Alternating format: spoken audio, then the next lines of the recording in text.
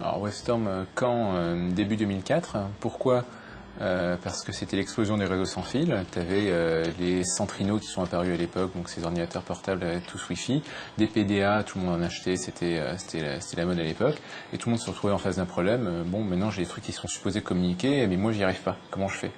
Donc nous on est arrivé, tel le chevalier blanc, avec nos solutions, nos produits, pour leur permettre d'intégrer tous ces objets communicants dans leur réseau.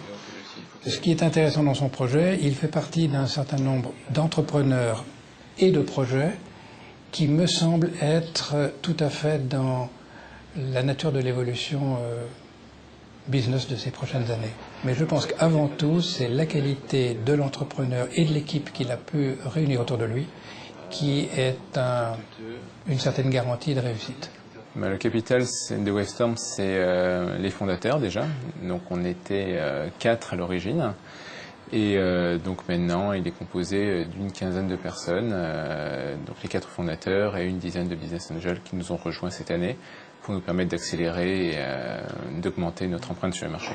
Donc quand j'avais ouvert mon capital en début d'année, d'abord je savais de combien j'avais besoin, donc c'était le premier point important, et surtout je savais de quelles compétences j'avais besoin en plus de celles qu'on a déjà en interne. Donc quand j'ai fait rentrer les Business Angels, je les ai choisis aussi et surtout en fonction de leur domaine de compétences et de ce qu'ils pouvaient m'apporter.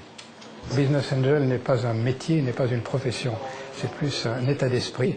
Le plus important c'est d'avoir un retour raisonnable dans les fonds que j'investis ou qui me sont confiés à l'investissement, mais également d'apporter cette assistance qui me paraît essentielle au succès d'une jeune entreprise et au succès d'un jeune entrepreneur.